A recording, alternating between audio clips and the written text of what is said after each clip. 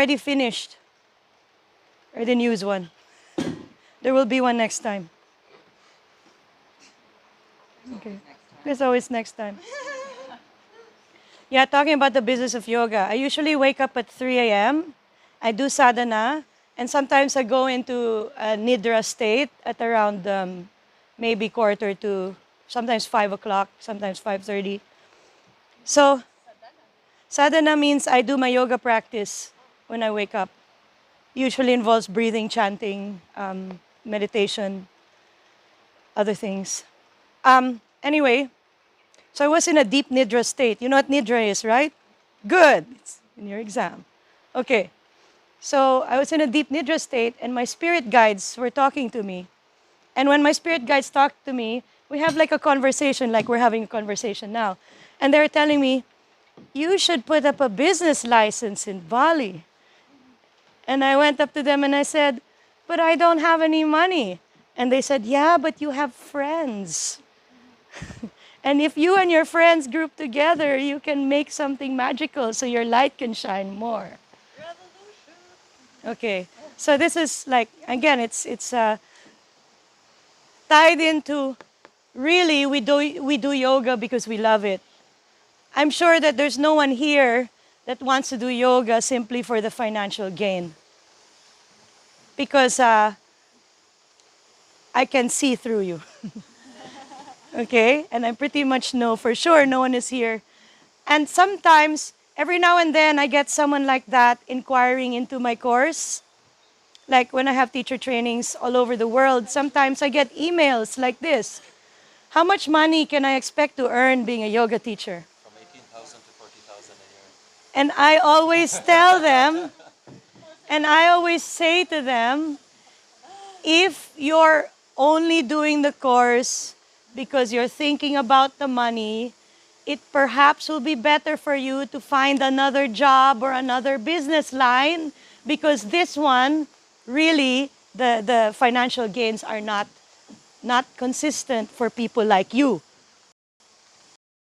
A teacher going, they just don't give a shit about me. They're just here to get paid and leave. And that's not the kind of energy that is good for your yoga business. Or can I say when I forgot my towel and they charged me $40 for one of their ones? Yeah. And I had no choice. Oh my God, $40. Okay, well that's just robbery, isn't it? Yeah. And because it was hot yoga, I was like, go to yoga or buy the towel, like bought the towel. Or just go to the supermarket and get a towel for $5. And then come to the class. It's probably where they get the towels. Okay. Yeah. Right? As much as they pay, so. Anyway, that's like half a private session with me. It's 30 minutes with me there, $40. Okay, so the business of yoga, you know, another thing I want to tell you, I'm putting a message in your head. Another thing I want to tell you is during the last financial crisis in the United States after 9/11, most businesses were under. And one of the only businesses that actually thrived and increased their portfolio was yoga. So shortly after that experience, they decided to hold a webinar or a podcast called The Business of Yoga, with 13 of the US top Yoga Alliance registered successful yogis who are doing their own business or heading companies that do yoga. And so they got 13 of the top of the top business yoga people in the yoga industry in the United States. And they sat them down with some kind of, like a master's degree in business kind of dude facilitating the talk. And so he sat them all there, and his first question was, he asked all of them, they got, someone answered, I don't really know how to answer that question, because I don't know how I got here. And then a couple of them started to laugh, and someone said, yeah, I agree with that. I mean, I just followed my intuition. Didn't think I would get here. If you asked me 5 years from now if I would be here, I would have no clue. And then, and then the guy said, okay, well, can someone else tell me, how did you mark your goals to get here? And then they all agreed, we didn't. We didn't. We didn't even think we'd be here. We just ended up here. See what I'm saying? It's not a business, really. You can be rewarded financially in a very beautiful way.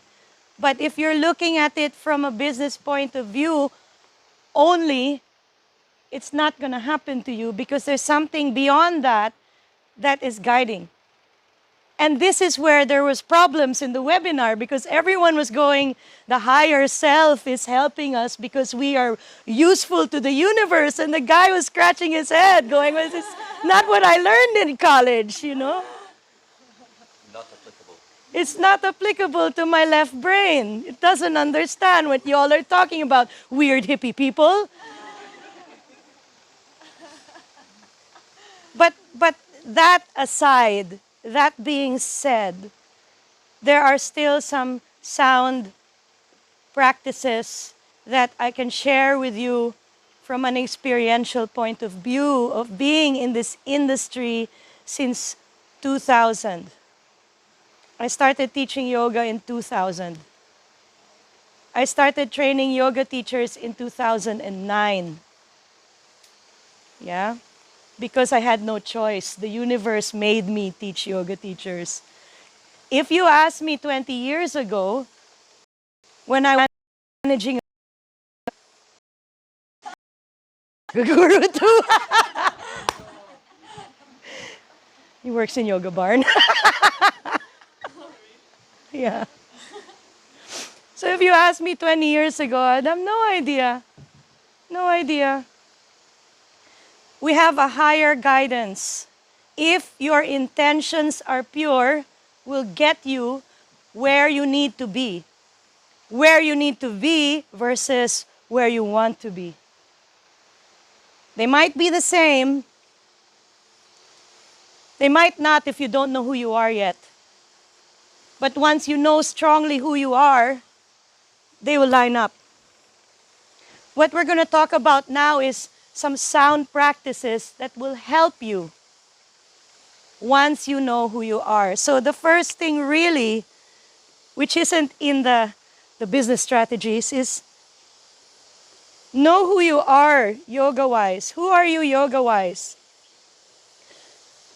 Okay, because the most powerful and effective to help people, the most powerful type of yoga you'll ever get to do, and write this down and share it. The most powerful yoga you'll ever get to do is the one that's true to who you are. The one that is shaped by your journey. We all have different experiential journeys of yoga. We're all here for different reasons. We've all gone through different teachers. We've all gone through different experiences. And even what you absorb in this training, if you talk to each other, might not be the same. And the reason being is because you're all on different journeys, but if you know your journey and you know who you are, you know what kind of yoga you want to do. And it speaks true with who you are, then you will be successful. But if you're trying to copy someone else, and you don't stick your neck out and be your unique self, you will only be just another yoga teacher. So do you want to be just another yoga teacher? Or do you want to be an interesting, an authentic, an effective yoga teacher? Because if you just copy, I'm looking on the trends and I'm seeing that 80% of the world are looking for vinyasa. And even if I don't understand it, I'm going to teach vinyasa. Think you're going to be successful? Probably not so much. And like if you try to apply for a job, and I see this all the time because I used to do hiring and training for a global fitness corporation. And all the time, I get resumes that say, yoga styles, all. And I look at all, and I bin them. Why? I don't want all. I want you to be unique. I don't want you to just be a copy of everyone else. It's not what we're looking for. And sometimes people come to me and ask for a job, and I say, what do you teach? I can do anything. I can do yin, I can do, yeah, but what do you really like to do?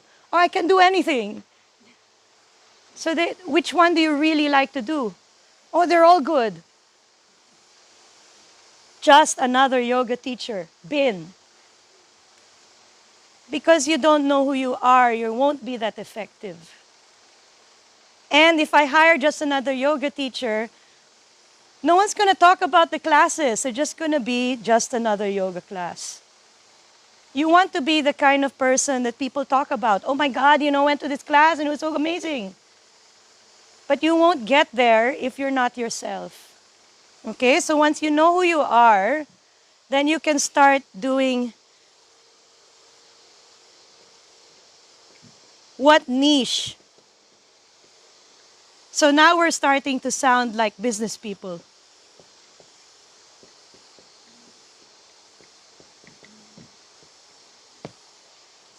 What kind of people?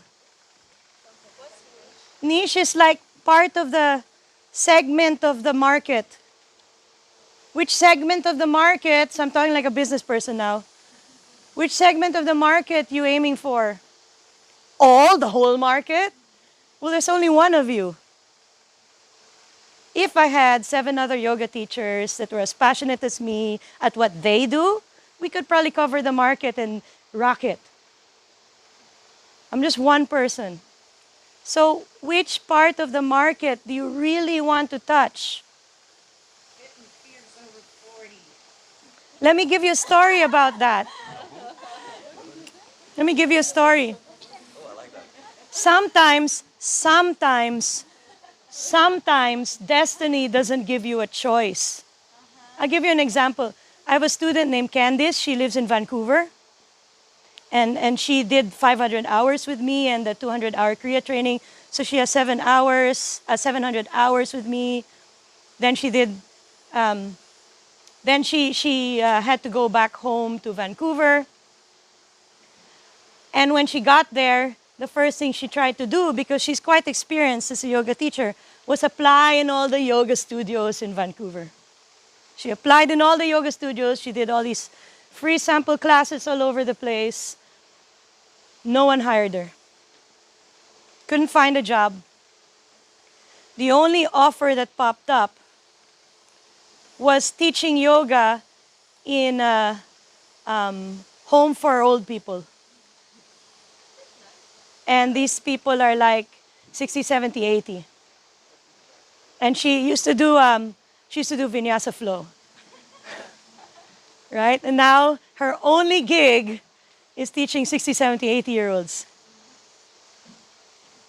And however, after 3 months of teaching these 60, 70-year-olds, she realized how much they really need it. Getting to know them, getting to know their stories, getting to know their lives. She realized what a big deal was that she was in. She had to change herself massively. So she went and studied with an Iyengar teacher. She did yoga therapy.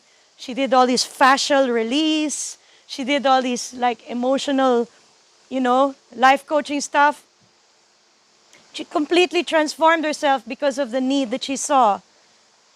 And she became so good at it that now all her classes, she teaches quite a lot, are for old people.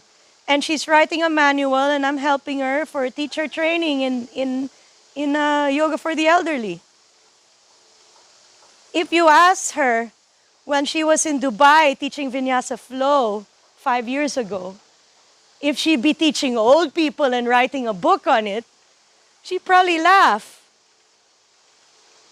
So this is what I mean with a mix of trusting the higher self to guide you and good business sense. She didn't turn it down. She could have said, no, I'm a vinyasa flow teacher. I don't teach old people. They can't chaturanga. If she did that, would she be where she is now? No. The answer is no. It's a huge market and unexplored. Huge and unexplored. She had the passion for it. It fell in her lap. She just took the ball and ran. Okay? And it just happened for her. And hopefully we can start getting her around the world because she's so good at it. So good. No? So, what kind of people do you want to go for? That might depend on your journey. So I want you to think right now of these two questions. Who you are and what niche are you targeting? I want you to think about that. Are you interested in doing this now? Yeah? Okay. Don't think too hard, okay? You know who you are already. Don't hide it, don't fight it. The biggest fear we have is that we're more amazing than we thought we are. That's not the right words, but it's sort of like that. Don't be afraid of who you are, okay? I just made that up. But it's something like that. Can we give like a few minutes? Who are you? What kind of people do you see yourself teaching? This depends on your journey. It depends on your social circles. And also remember, what we write down today might change a year from now. Okay, but for today, what is it? It's a good exercise. I'll give you 2 minutes. Close your eyes and get into your intuitive mind.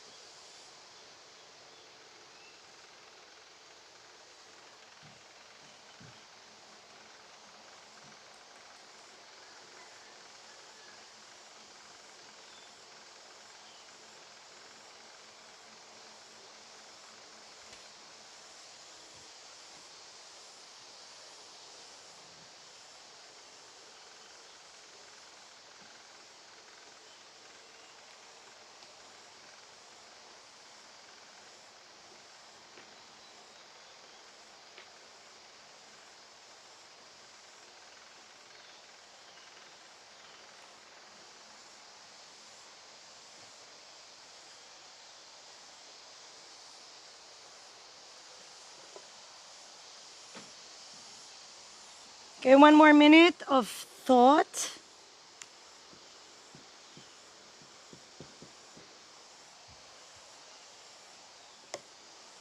Never be afraid of who you are.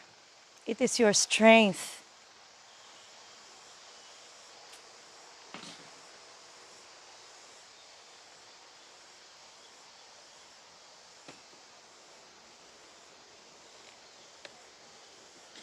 Okay, 30 seconds. Should be writing.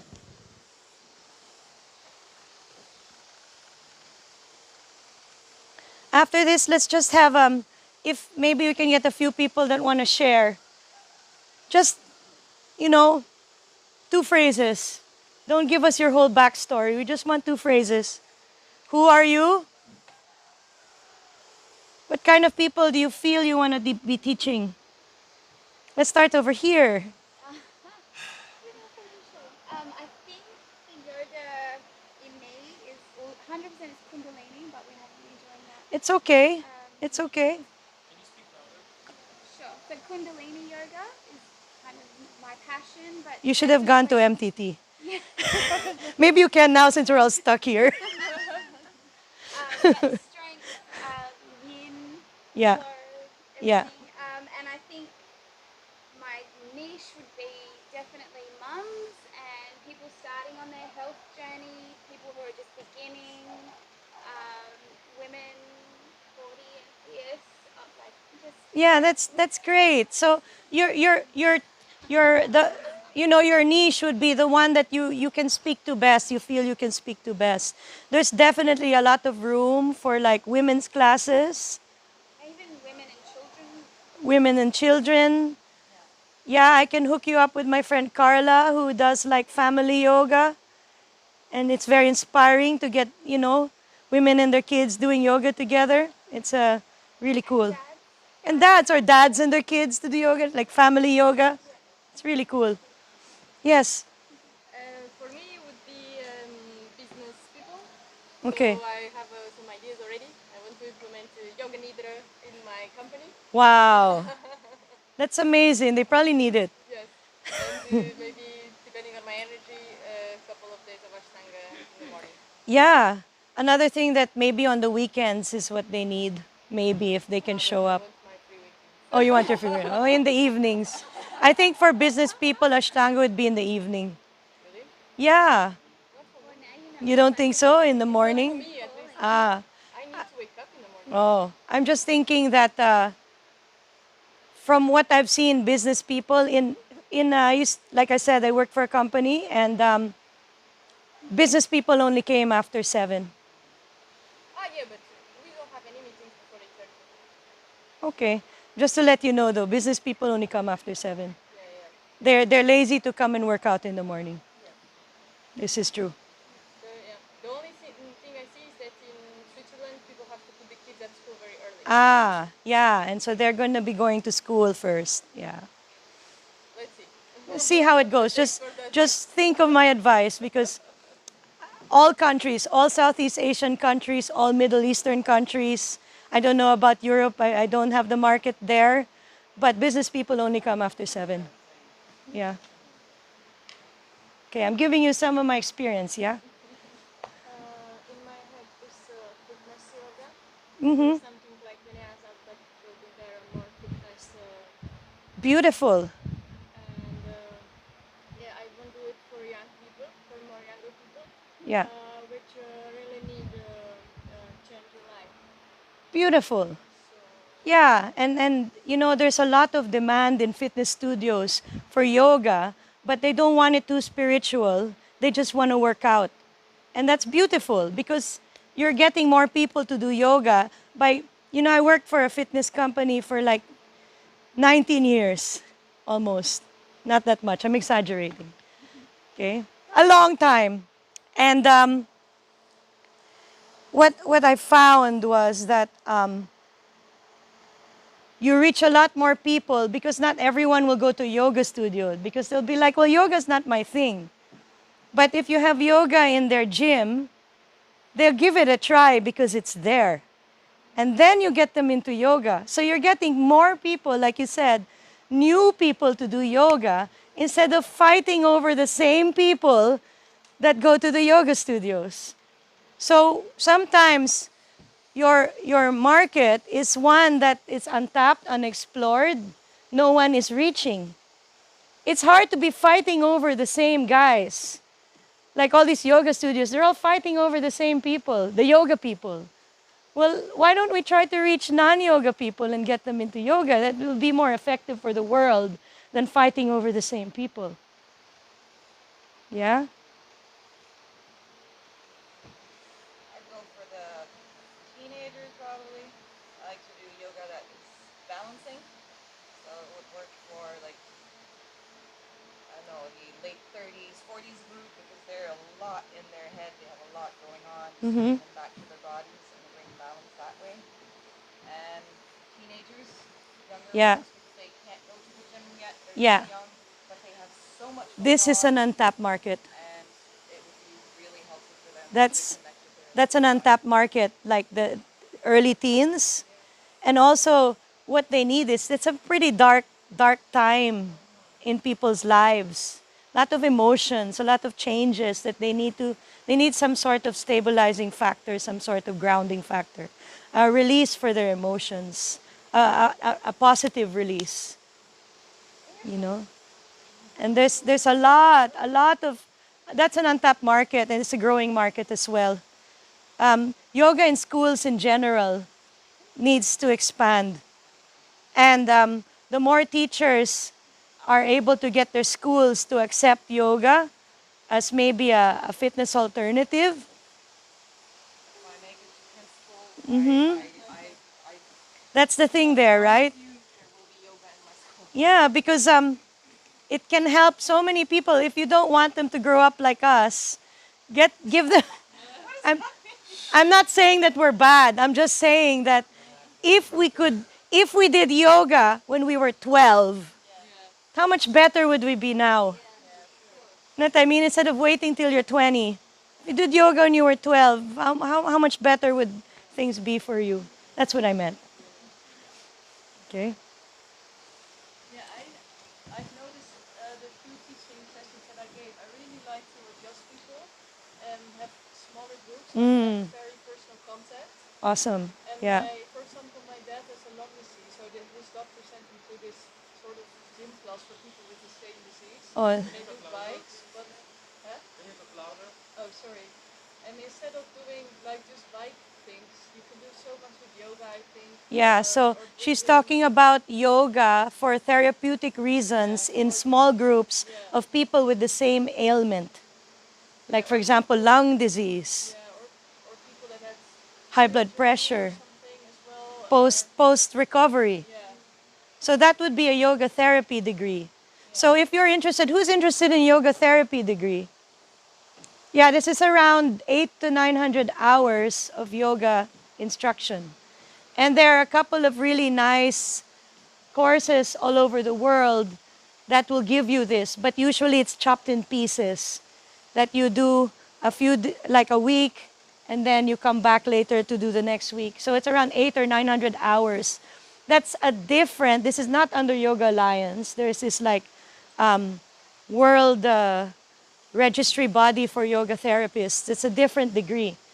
If you're interested in really getting into specific yoga for specific ailments in a therapeutic way, and if you want to work with small groups or individuals, like you said, and you're really passionate about it, you would consider making that your next step. But first, teach, because you need some experience, or else it's just going to go over your head. So after this 200-hour, what are you going to do? You're going to teach. And we'll talk about that because that's the next thing. Okay? Who wants to share next? Lisa, I already know where you're going, but you can share it with others. well, I want yoga to be mainly a support of my breathing practice and bringing awareness to one-to-many as well, companies, and how we can bring the awareness and calm and peace into people's stress at work that are not especially accessible here, but mainly give them like things to handle in their daily life and improve it if they can. As well as if I can on the long run to improve my cancer patients. Yeah. So there's specific yoga for cancer patients that you can actually do a course on. Yoga and breathing, like Yeah. and And breathing for corporate works because they don't need to get changed. They don't need an extra space. All they need is a room and some chairs, and you can do the breathing with them. Place to lie down. They don't need to change into workout wear. So it's very versatile and therefore easily acceptable by companies. The HR department is always looking for ways to give more well-being. So if you use the word well-being, they're all over it. If you use the word yoga, not so much, but if you change it, breathing for well-being, bang, they're all over it. Yeah, they're all over it. Yeah. Ryan, you want to share? If I was going to teach, it would be like a class for strength for climbing and surfing and like rehab as you protect yourself from like injuries and climbing. I cannot hear you. For like yoga for climbers, Yeah. building strength and rehab, so if you have to prevent injuries and or if you have injuries, how to fix them because in the climbing and the surfing community, basically everyone's got the same handful of issues. Okay. Same issues in climbing and surfing. Well, the surfers have certain problems and the climbers all have the same problems. That's really interesting. the hands and the shoulders Yeah, and the knees. that's really interesting. And I think it also, again, if you are in this or group, ready to people that be willing to give it a try, and you will know what they need. And just a little bit of research into each ailment and what's happening in the body. And that's going to help you a lot with coming up with something for them. And yeah, I'm here if you have any questions. But it's a good idea. Yeah. I'm not really in this industry anymore, but the hockey community around the world, like nobody, they're all so tight, muscular, and nobody speaks. Okay, so if any yogis out there want to specify their practice on hockey players, no one's doing it. Go and do it. Butterfly before a game, and every person looks like this. Like, this is like Max Butterfly. That was the real thing. Okay, go for the hockey players. They need yoga. Yeah. All sports, yeah. Yeah.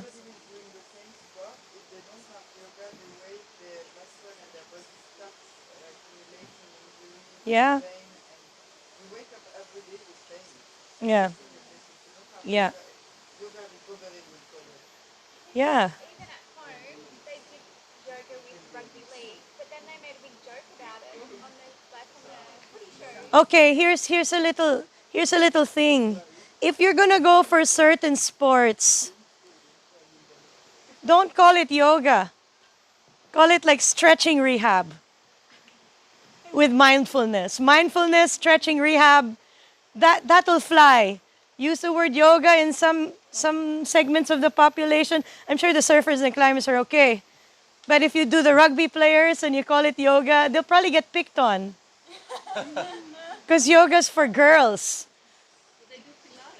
You know what I mean? Yeah, so that's why you're just going to change the name. Just call it stretching, rehab, and mindfulness. Why do you have to be rigid? Be flexible. Yogis are flexible. Yeah. Oh, yeah, they're doing that around the world as well. I'm not really into that anymore. It's combining. I don't understand how it's combined, but I'm sure lots of people naked drunk yoga. Yeah, you will probably make lots of money, but maybe it won't anymore have any yoga. It will just be business. But you probably naked drunk. Oh my God, that would fly in some countries. I can see it. Okay. Okay. Okay. Yeah, it's not that pretty though.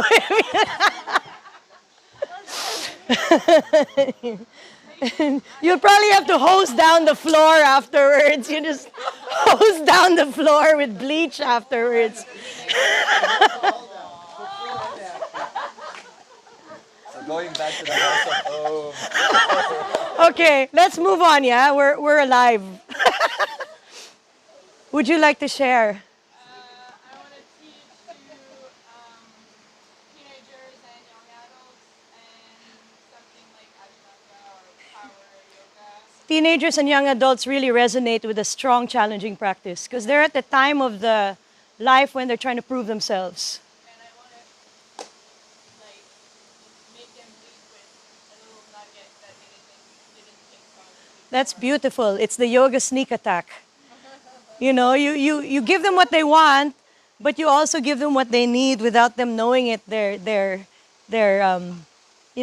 going to change the golden nugget that will change their lives that they never thought they would expect. It's beautiful. It's like art. Okay? I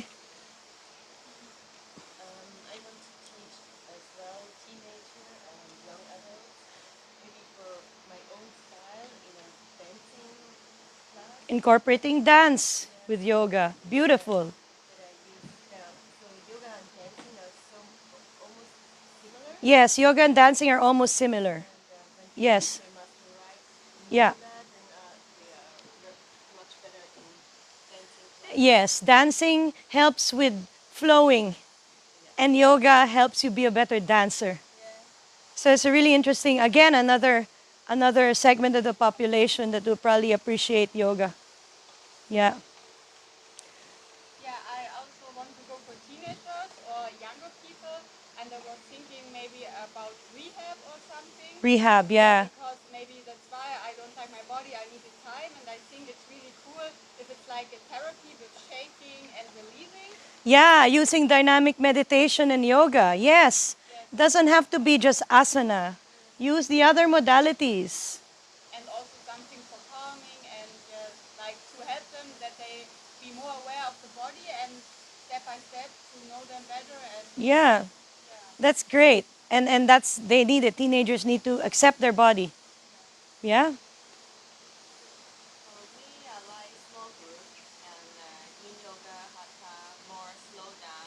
Slower yoga. Understand your body and more relaxed and chill.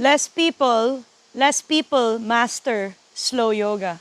Less people. It's hard to find a really good slow yoga teacher. Out of all the people that teach yoga, majority are teaching vinyasa flow.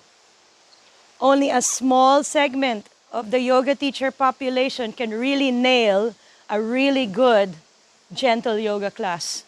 Because in my country, Yeah. most of them they are vinyasa and Exactly. 45 minutes, boom, boom, boom, boom, Exactly. out And some people are like, I'm not here for that. You'll get so many people that want to relax and maybe have less physical ability or just really don't are tired and they want to restore, they want to relax, they want something gentle, they want to feel, a different way after. And you'll get so addicted to you that when you go on vacation, they'll all complain. And no matter who is your replacement, they're all going to complain. Because it's so hard to find a really good, slow and gentle yoga teacher. Yeah, so that's a good market. Yeah, yeah.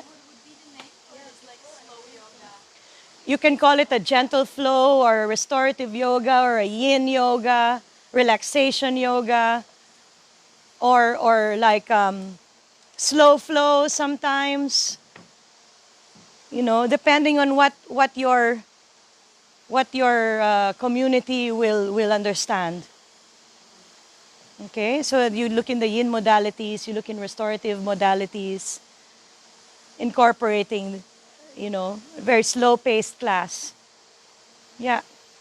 How about you? Yeah, I think I would do something similar, like something gentle Yeah. and also like spiritual. I So don't more know. spiritual.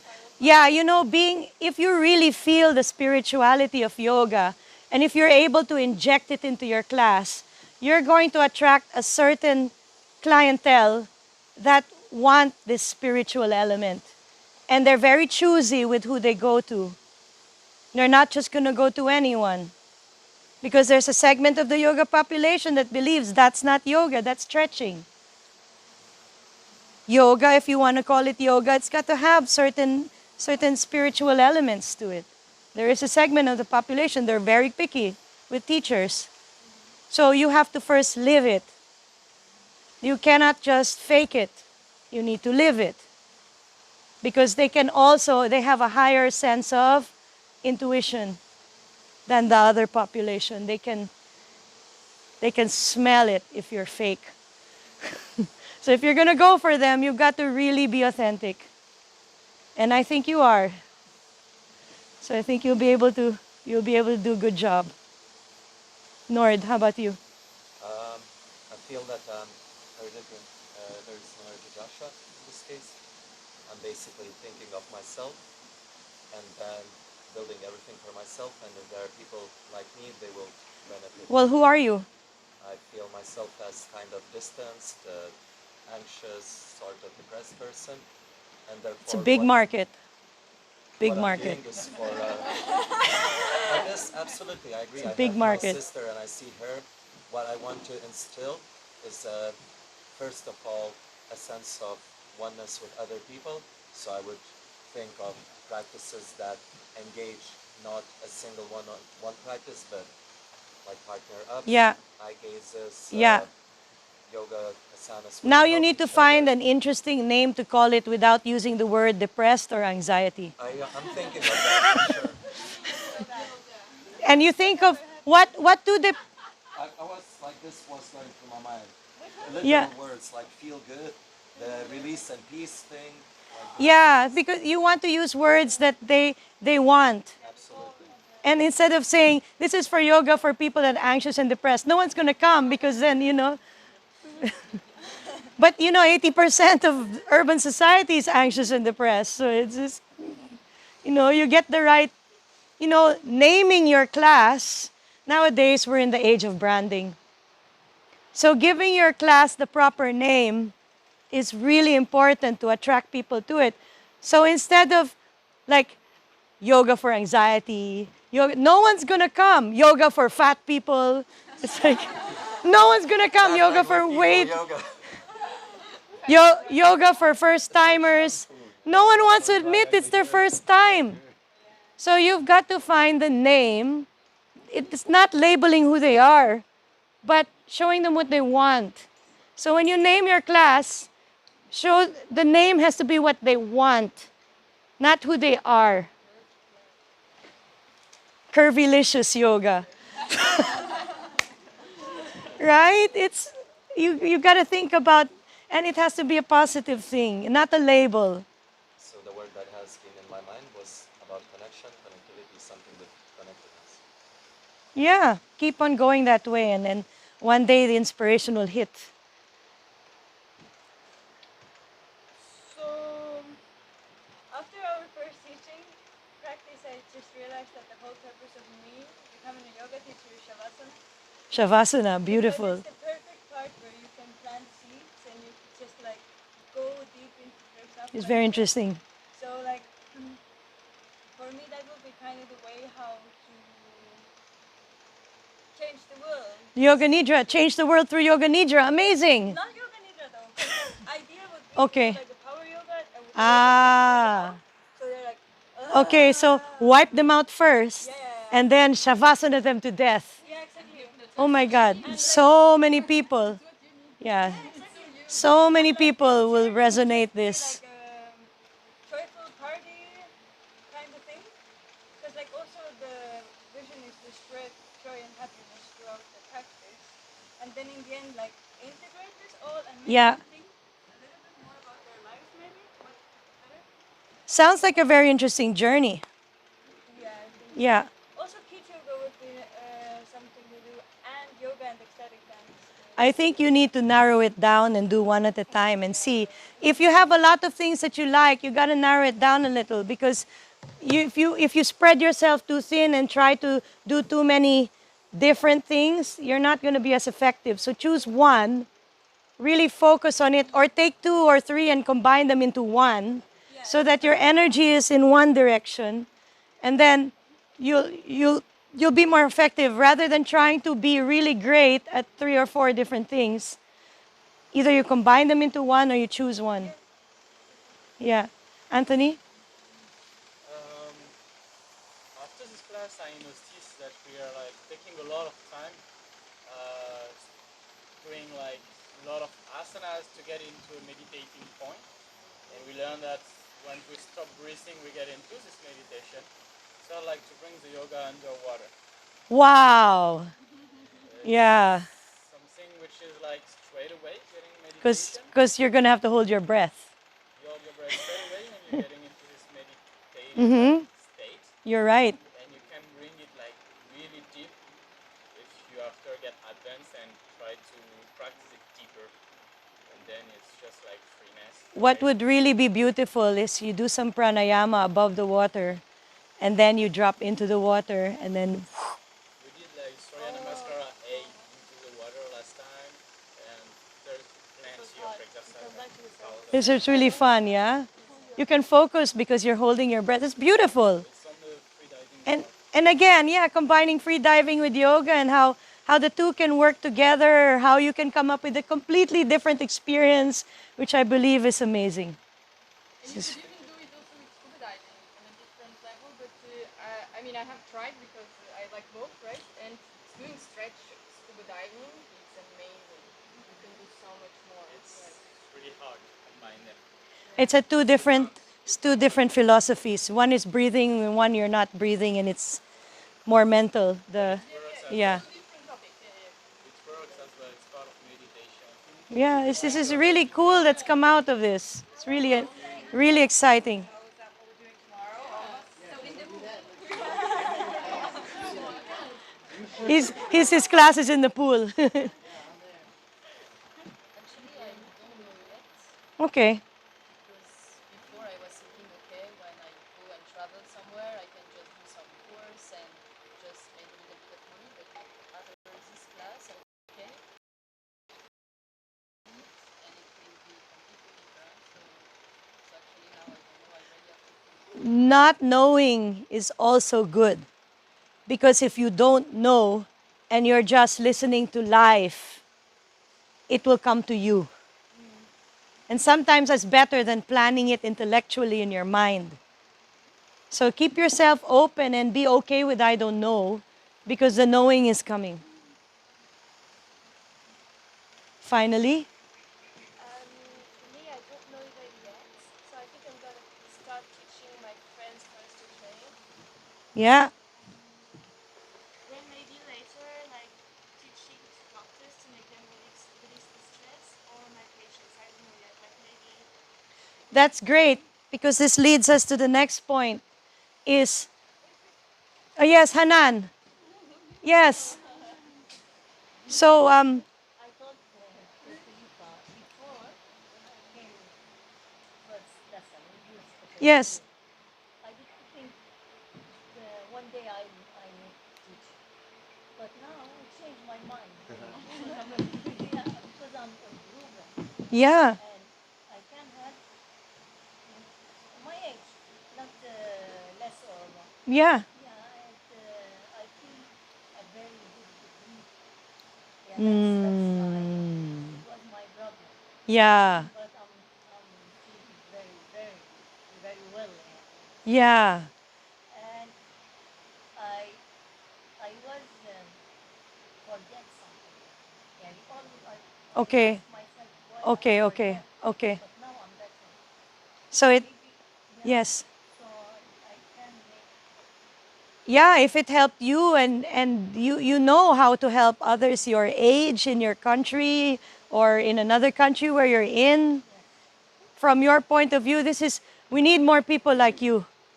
yeah We need more people like you to reach those people that would not have thought of doing yoga before. yes But because of your example, yes because they're now inspired. Oh, look at her. She's so healthy. She's so happy. How did you get that way? Oh, I do yoga. I can show you a few things. Yeah. And I don't think they would come to a class by me. No, they wouldn't. This is Because the they would be point. like, This is the point. They wouldn't. They'll be like, well, that's for young people. I'm not that age, so I'm not going to, but to have someone your age doing yoga with you and by her example showing how what the benefits are, that's very powerful. So now teach. How do you start? A, give your resume to all the yoga studios in your town. B, do free classes. C, look at your social circles and start there. It would be C. I'll tell you why not A and B. Okay. A, give your resume to all yoga studios. Yoga studios will not hire you unless you're popular.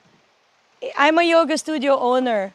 I'm not going to hire someone that's not popular because I want new people to come to my studio. So I'm going to hire a popular person so that I can get students guaranteed. So I will choose. If I will choose between a new person and a popular person, I'll choose a popular person because I'm looking for people to walk through that door and buy sessions. So yoga studios only get people with experience, people with a following. Okay? We'll get to that later. Okay? Because the next thing is tell people who you are. And we'll get to that. And kind of Manish touched on this already in his way. Can I Okay? just add one more option how to start? How?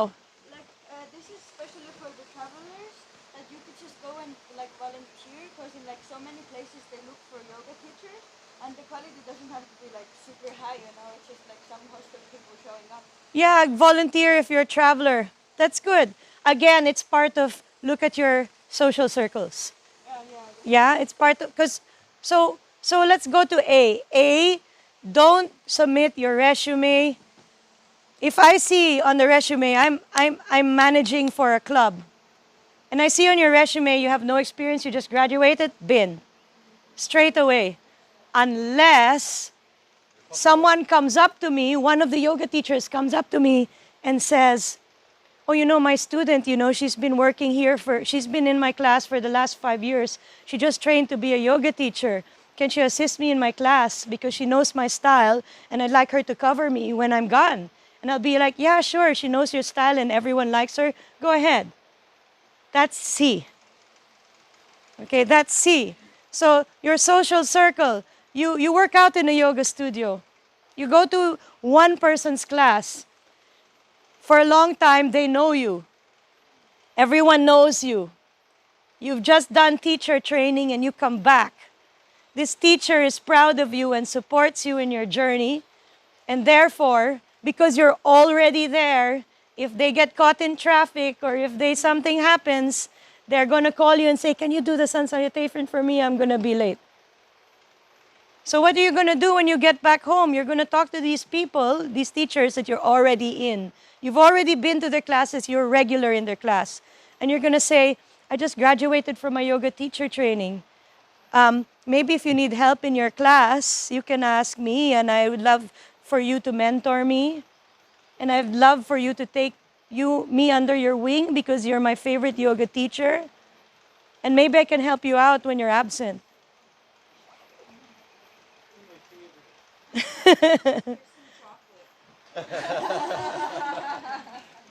Okay, or some beer. It really works. Why?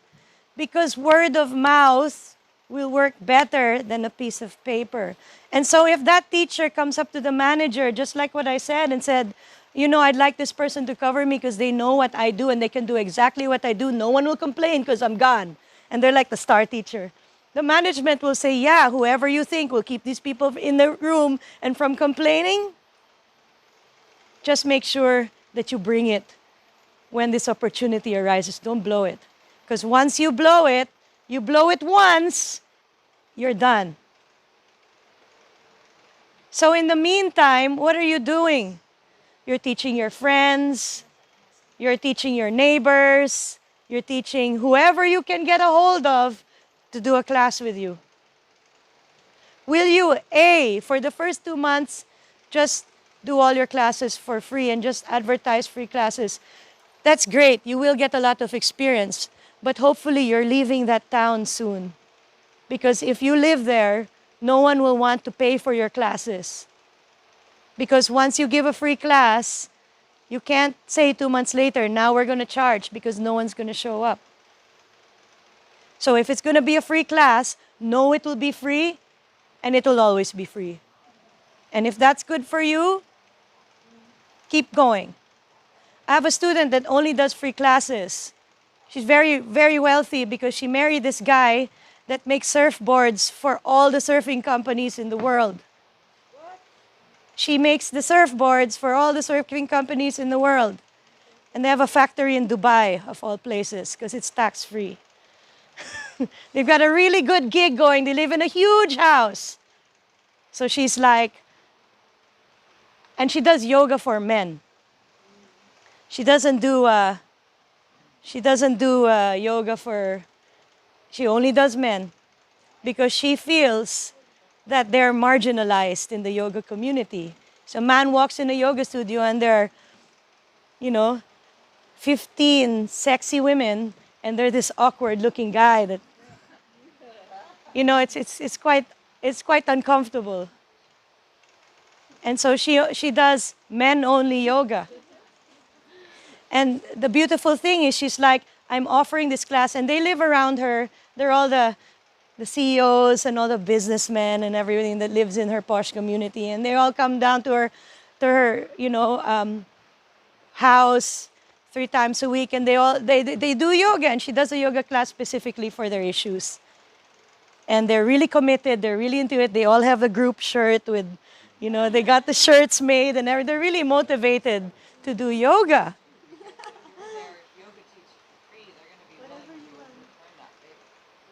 Exactly. Yeah, I mean, Exactly. there will be So, either donations or there will free be classes, back. when you give something for free, it comes back to you in some other way. And normally double or triple. It will come back to you. We can't really say how it's going to come back to you, but it does come back in some way. But she says, these classes, these 3 classes for these men, I offer that. I don't want anything in return because I have so much I am sharing. So that's beautiful. Do not do these free classes with an expecting something in return. It will not happen. The only time you get something in return is when you don't expect it. Because sadness comes from expectation. I did these classes and I expect the universe to reimburse me, and it never happens. Yeah. I have a question for you. Is that not too much free classes? Not too much. Okay, but some. Give some, like maybe Thursday is your free day, or Tuesday, Thursday is your free day, and everything else is not free. Yes. First class for free or something like First class for free is fine, as long as you know first class for free. And you get their details. You get their name and their email address. And you put it on your social database. So if you're going to do a free class, harvest contact details. Went to a free class 8 years ago. I still receive their emails. Exactly. Harvest contact details. Or ask them to join your web page, your page, your Insta story, Insta page, or Facebook page. Ask them to join their social media. That's usually how it's done. Or just do it from the heart and give a free class because you don't care about those things. You just want to give something. Yeah, which is beautiful as well. Beautiful. Okay, and it does come back, but you can't expect it. Okay. So teach anyone, your family, your neighbors, your workspace. So if you're looking for classes, look first at your social circles. Write down now all the social circles that you're in. The travelers in the hostels, the surfers, the hockey players, whatever it is, the school children. Write down now. Do it now. I'll give you 1 minute. Write down all the social circles that you're in contact with in your life. House of Om. We're in House of Om, yeah, and we're probably gonna be, since Bali just closed its borders, we're stuck here for a month. So guess what? Guess what? When, listen, this is important. This is important. Nord. When our course finishes, and if you're still stuck here with us and still continuing on your journey with House of Om, maybe doing the next course because you're bored, in between the gap from the 28th of April till the 5th of May, if you want to teach classes, we can make a schedule, maybe four times a day. And if you want to volunteer classes and go to each other's classes so we have something to do and you can get some practice, maybe team teach with each other if you're not yet confident to do it yourself, I think it's a really great opportunity for you. Again, it's a social circle that we're in. We're already here. We might as well. You can get some practice, develop your skills. Would you be interested in that? Yeah, so many people. That's beautiful. Good job. Okay, so that's an example of, okay, so right now, 1 minute, quickly, write down all the social circles.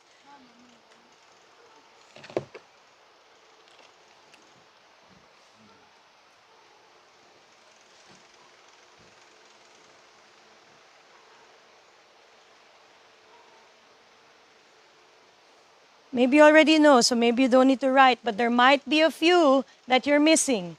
Think of all the possible, even if it's kind of you're thinking, no, they'll never go for it. No, write it anyway.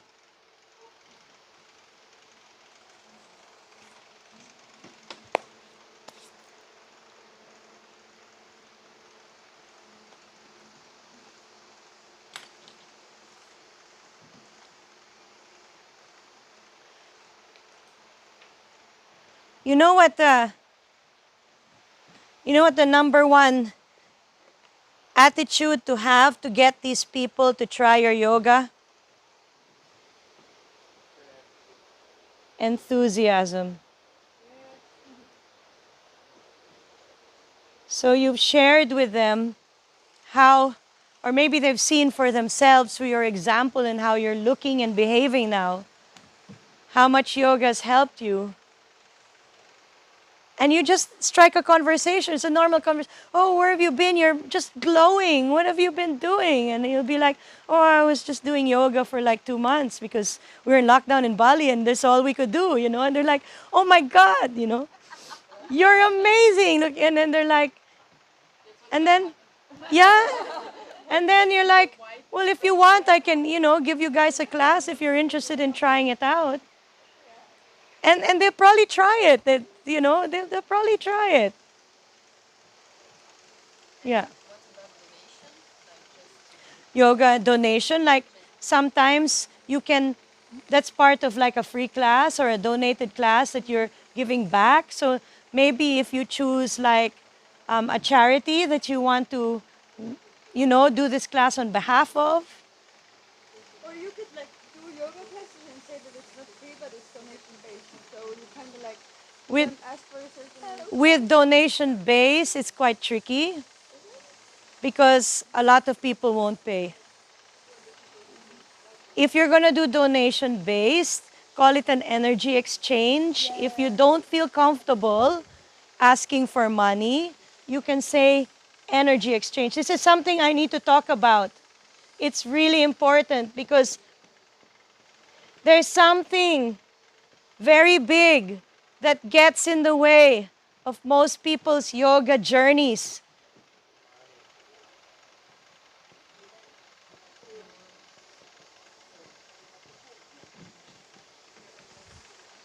Worthiness. Oh, I'm just starting yoga, teacher. I don't think I'm really good. I don't think I'm really, you know, I don't feel good, comfortable asking for money because I don't know what I'm doing. Trust yourself. You've invested on yourself. You have invested in yourself. That has value. What you're giving has value. Don't think you're being a bad person by asking for a remuneration. If you want, call it an energy exchange if you're not very comfortable with the word money. But you better get comfortable with it because it's not a bad thing. Money is neutral. You have to change the way you feel about it. You're worth something. You've invested in you. There's nothing wrong with putting value to what you're giving. The problem with saying donation is most people won't pay. Yeah, totally. In Europe, it's like I've seen so many. I've been in so many events when it's donation, and they earn normally even more than when. Kind of feels like more Okay. expensive than normal one. Really? Donation? Because Yeah, people then you feel can- the and you see pressure. others exactly the Okay. pressure. Okay, culturally, if it works for you, go ahead. Yeah? Culturally, if it works for you, go ahead. Or then you have the social circle you know will be paying and then you call it donation. Okay, there you go. So you have a social circle who you know that you know, they feel like, oh, if I don't pay this much, people are going to look at me bad. Okay. Yeah, you go for those people, you do donation based. That's great. It'll work, no? It'll work. But don't ever feel that what you're giving has no value. Don't ever feel that way, yeah? What you're giving has value because you worked hard on yourself. And that's worth something. Okay? So now that you know which social circles to attempt to reach, now you need to tell them who you are and tell them what you've just done, either verbally, social media, maybe, you know, what is the most effective? To this very day, the most effective way that information is effectively spread is through word of mouth. It's word. Instagram will like you to believe that they are the most effective way, but the reason, honestly, it's word of mouth. But what is Instagram good for? Let me tell you. To connect to word of mouth. Instagram is good for your resume. Yeah. Instagram is good for your CV. If you have, let's say I'm a yoga studio and I've got two CVs and they both give me their Instagram. One of them has 4,000 followers. The other one has 14,000. Which one am I going to hire? The popular one. And Instagram is good for people to look through to tell them who you are. So social media is to tell people who you are. So keep your Instagram very authentic to who you are. And if you're using it for yoga, don't put other garbage on it that you don't want people to see. I'm just saying, sometimes stuff gets on there, okay? Don't be that tragedy. Yeah, don't be that tragedy. Okay. Like now, and nowadays people aren't handing out CVs anymore. They're sharing their Instagram page. Like I have an interview today at 1:30, and Wissam said, check this woman out, sends me her Instagram page. And I look in her Instagram page and I read her posts, and that's going to tell me who she is. And I can now decide from that,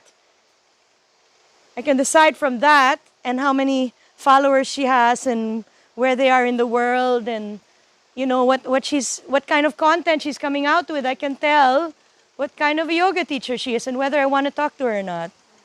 So your Instagram page is your new CV. Yeah? And that's what it's good for. Facebook is really great to connect people, to get people into events. Instagram doesn't have the capacity to do that yet. You can advertise on Insta. I found still and get people to your events. Facebook probably works better. But still, word of mouth, because let's say you have, some people buy likes, yeah? They buy likes on YouTube, they buy likes on Instagram, they buy followers. Let's say you've bought a few followers. And I've seen this before in yoga festivals. I went to this yoga festival once, and I went to this person's session because she had this huge ton of followers on Instagram, and I wanted to know what she was about. So I went to her session, and the class was crap. It was just crap. And every one of my friends that went to the same yoga festival, and they asked me, oh yeah, I heard so and so was here. How's your class? And I'm like, God, it sucked so badly. So how that will affect, because word gets around, and these 5 people who I just said that to are gonna now tell maybe 5 people each, oh yeah, don't go to her class. She has a lot of followers, but it was crap. I heard it was crap. So word of mouth is still the most powerful social media tool. Yes, you're gonna say? Huh? Was it Yoga Girl? No, no, it wasn't Yoga Girl. I didn't- no, it wasn't Yoga Girl. No. Well, I'm not talking about anyone in social media, okay? I'm not talking about anyone. Okay, camera can't hear you. It's okay. They can only hear me, so I'm not gonna mention anyone. But see, this is the thing that you've got this incredible social media page, but when you get invited to a live event, you can't live up to your image. The word gets around. Yes, you'll still get people liking you because you look really good, but no one's gonna come to your class. Yeah. I think it happens a lot, and it's quite superficial because then it's like the image is perfect. But I've met, and then she couldn't even do the counter facing dog, and she had like 70,000 There followers, you go. which is not beautiful. But reality is not. And then Yeah. I think Yeah. if there's any other way around this social I know a lot of yoga teachers that don't have Instagram. But they're really top yoga teachers. And actually a lot of the really top yoga teachers I know, they're trainers like me. They they just put they just put funny poses and travel shots on their Instagram. They don't put anything about what they're teaching on their If you look at all their Instagram page, it's all like either craziness or travel shots, or because word of mouth is so big, they don't have to do that. Well, you could do it the other way around now. Even if you are crap at yoga, if you look good, people will pay you to wear their stuff and But look pretty. yeah, it's a different,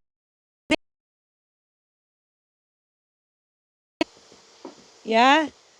And then you've got the, yeah, Insta yoga business. It's a different business. I'm not talking about that one.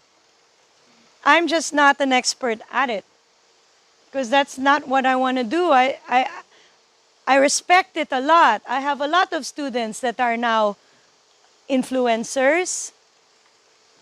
You know, I have a lot of students who are influencers now. They did way back when with me, and now they're influencers. You don't understand the amount of time it takes to come up with content. They work so hard, they don't have time for yoga. They don't have time to teach yoga because their whole day is creating content. I respect it a lot. It's just not what we're doing. I respect it a lot. It's inspiring. Inspiring people who don't do yoga to look and see what the possibilities are, and maybe they will start. I've just not seen any of them successfully break into teaching simply because all their time is spent here. You know, they've tried to come up with videos or things like that, mildly successful at coming up with exercise videos. But still, there's so much that their revenue on this is so big, they don't have to worry about actually teaching. It's a different social, it's a different social population. Yeah. Isn't it based a little bit on ego? Isn't it I wouldn't want to say that because, yoga? you know, I know like Still be sharing the story this, of yoga. you're still inspiring people. I don't know, and I've met some of them. Some of them are really, they're my students. I know them. They don't have big ego. In fact, I know one of them, she tries to answer every single person that comments. That's why she's there the whole day, the whole day. She answers every single person that comments, and she's got a lot of followers, a lot. And I can't mention her name. Okay, Can you Maybe she mention will get her more name? followers. Can you Promise we don't come. okay. Because, you know, um, so I wouldn't, I wouldn't blanket everyone that's successful as being egotistical. That's kind of a judgment. A few of them are, but not all of them. They're just people too. It's like I'm a mailman, I'm a tennis player, I'm a yoga instructor, I'm a yoga influencer. It's just a job. And it's all the same. That's what they do for a living. It's just that sometimes the pictures and the image is so like perfect and wonderful that the research shows that most of the people feel like You bad know what? about themselves. You know what? You have to understand, you're only seeing the finished product. They had to look at 50 crap shots to get that one good shot. 50 crap shots. They had to look at 50 shitty pictures of themselves to get that one good one. So if you had to look at 50 shitty pictures of yourself to get that one good one, you think your ego would be affected? And it took you 8 hours to get that one good one. You don't see the big picture, you only see the final product. But they work hard to get there. And I don't feel that we should judge anyone. There are some of them that are egotistical. Yes, in any industry, you can have ego mailmen, ego tennis players, ego yoga teachers, ego Insta influencers. So I wouldn't really judge every single influencer as having an ego. Okay. Now, what are the things you need before we end? What are the requirements in most parts of the world to be a yoga teacher? What are the requirements? So first, you have a certificate. And in the world today, yes, a lot of people will ask for certification. Okay? So what do we do with Yoga Alliance once we finish? You register. In the next few days, you will receive an email from the Yoga Alliance. And through that email, you're going to be able to create your profile and upload your certificate once you get it. Once you upload your certificate, you're going to be given the option of paying and registering in Yoga Alliance. Do you need to do that? Only if you want to. Your piece of paper certificate, sorry Yoga Alliance, it's truth. Your your paper in some parts of the world is all you need. Your little certificate piece of paper. However, in certain parts of the world, being registered in Yoga Alliance is important. They'll look you up and check if you're on the registry, and if you're not, they're going to ask you why. Okay. I'm not sure how much it costs. I think it's like $80 for a year. Okay, this is what I tell people. This is what I tell people. If you're not sure yet if you're going to teach, don't register yet. You can register within the next 5 years. Okay? So, what I like to say is, you're on our list of graduates. Once you graduate, you're on our list of graduates. Your name is there. Whether you register now or next year, you'll still be able to do it. So, check to see whether you really want to teach or not. But don't wait too long. Because if you don't teach within this next 6 months, it's going to be harder and harder for you to start. Because you have forgotten everything. So that's why I want you to teach this week. Next week, I want you to teach next week. You're teaching this week. But next week, I want you to keep teaching, because if you stop teaching, it's hard to start. So, Yoga Alliance, will you register? If I know I'm going to teach, and if I know I really want to make a career out of it, if I know I want to be a workshop presenter in the future, if I know I want to be a trainer in the future, I better register early if that's where I want to go. If I'm not sure about that yet, and I just want to, just play with this teaching business and see where it gets me, don't register yet. You just show people your certificate and that's enough. Yeah. Is it here from when we start or for the calendar year? When you graduate. When you graduate. Okay. So, CPR, first aid. Usually,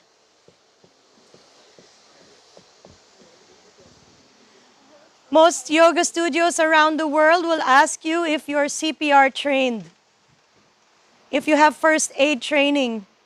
Because if something happens in your class, they want to be confident that you know what to do. Just in case. Every 2 years. Renewable every 2 years. Yeah? And it's quite easy. It's like a day. Okay? Another thing that most first world countries will ask you to have is liability insurance. In fact, if you're registering your Yoga Alliance certificate in UK, they will ask you to have CPR and liability insurance before you can register with them. Is there a private insurance fees? No, there are not. There are not. It's specific to the country. There's liability insurance specific to the country you're in. Most, as I said again, I'll say it again, most first world countries will require you liability insurance. Some countries of the world have no idea what this is, like the Middle East. Yeah, I would say also. I just keep my mouth closed. Okay, so liability insurance, if it's required in your country, you need to have it. US, it's required. Most of Europe, Australia, it's required. You need to get a provider in your country. And their coverage depends on your policy. Yeah. Is it recognized in France? You'll have to see. You'll have to check in France itself. So every country will have its own policies. So you would just go on Google and say liability for fitness instructors, liability for yoga teachers, liability insurance, and see if anything pops up. No, not for the insurance, just the diploma. Ah, the diploma. It's a diploma, yes. They asked me university, for example, with my degree in freediving and diving. It's the only country in the world where I can't work. Okay, you check because Yoga Alliance is global. Yoga Alliance is global. Go on Yoga Alliance and check if there are any French people in the registry.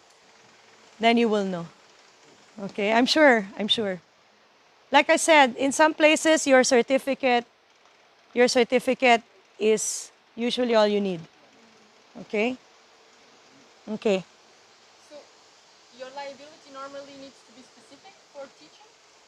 For yoga teaching, yeah. Oh, that's Or a fitness instructor. Usually it's fitness instructor and then under that is different things, Pilates, yoga, whatever. Okay, and there are different providers and every country is different. Every country has its own rules and policies, but those are the things that you usually need to have. And if you're not in your own country, a work visa. Okay, if you're not in your own country, and that again is specific to the country that you're in. So we're not going to talk about that right now. Okay, we're not going to talk about that because that's specific to wherever you want to apply for a job. There are a lot of overseas placements for yoga teachers, resorts, hotels, retreat places around the world. I know a few places. If you want to go to Cambodia, I can hook you up for 6 months. What? Yeah, you can just teach yoga. You get free room and board. It's really cool. Their food is so good. It's in the town next to Angkor. It's next to Angkor, the temples complexes. Yeah. By the beach. Not by there's no beach in Siem Reap. It's in Siem Reap. Yeah. But what board do you get then? They have a pool though, huh? You said you get a room and a board. You get room and board, not the surfboard. Meaning room and board means free food and a place to stay.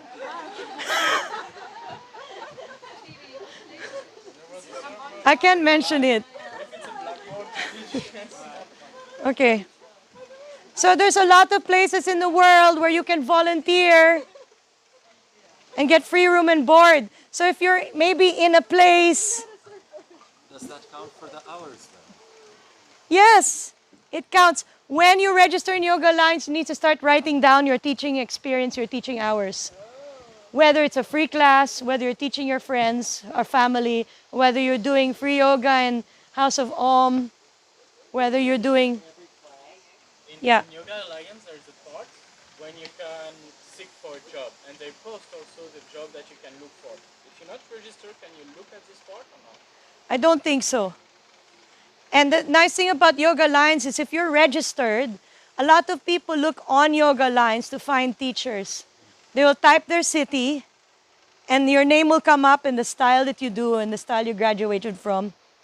And I've sometimes received emails from people that are looking for what I have to offer and they come through Yoga Alliance. So it's a possible avenue. You have a profile there where you put all, your pictures and what you're qualified in. So that's another avenue that you can tell people who you are. Okay? Okay, so there's liability insurance, there's CPR, Yoga Alliance. I think that's about it. Does anyone have any questions about anything that I haven't covered about how to get started in your yoga journey? How do you deal with the unworthiness towards specific countries? Like I cannot feel like how do you word this? Anyway, like in Ashtanga, it's super great. I'm pretty good at it, but I can't do the lotus. Let it go. It's called a parigraha. Let it go. Lotus, lotus might be a journey of a lifetime. Let it go. Will it make you a better yoga teacher if you can get into the lotus? Will it? No. Just let it go. Either A, don't teach it, or just walk around and say, now if you can get into lotus, get into lotus. You know, one day I'll be able to get into lotus. Oh, good, you did well, you know. You know, it took me like, yeah, it took me around 15 years to get into lotus, finally. You know, because I had a hip imbalance because of standing like this for half my life, you know. So,